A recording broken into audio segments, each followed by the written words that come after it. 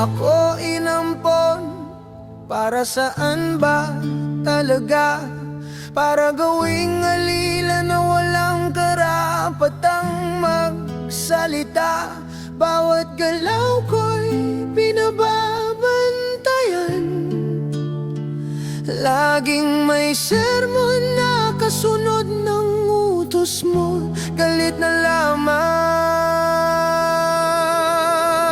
Pasalamat ka, yan ang lagi mong sinasabi. Parang utang na loob ko'y kailanman di mababawi.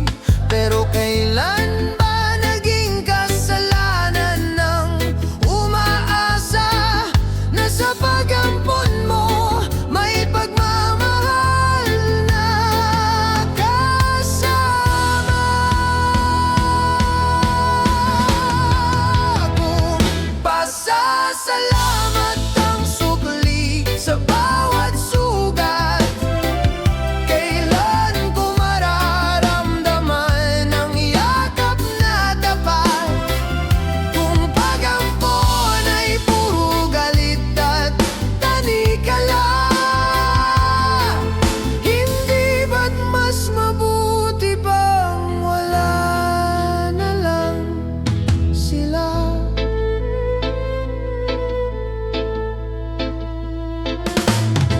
Sa bawat araw, parang pasan ko ang mundo. Hindi ko na maalaala kung paano ngumiti ng totoo. Bakit sa piling mo ako'y parang nakakulong?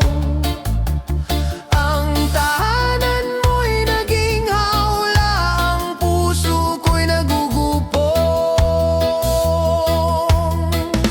Sa bawat kapaulit-ulit mong wika,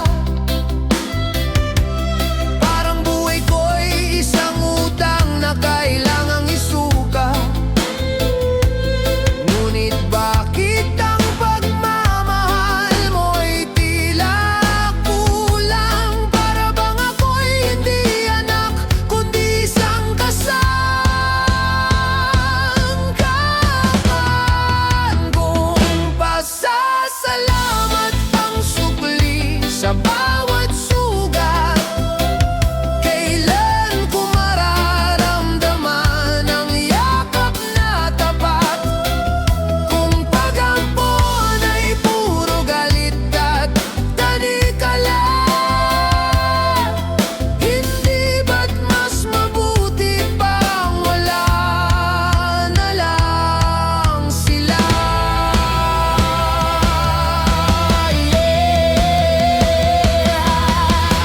Di ko pinili ang buhay na ito.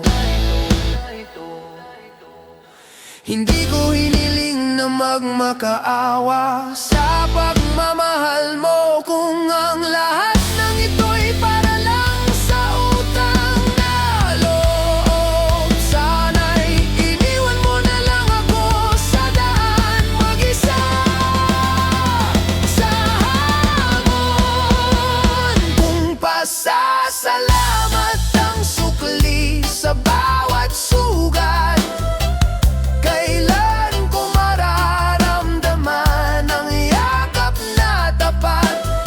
Kung ang pag-ampon ay puro pait at tanikala, sana'y hindi na lang kaysa magdusa ng ganito.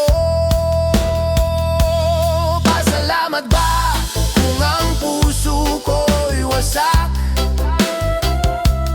Pasalamat ba kung ang buhay ko'y walang galak?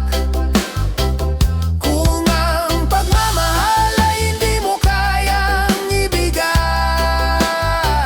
sana'y iniwan mo na lang ako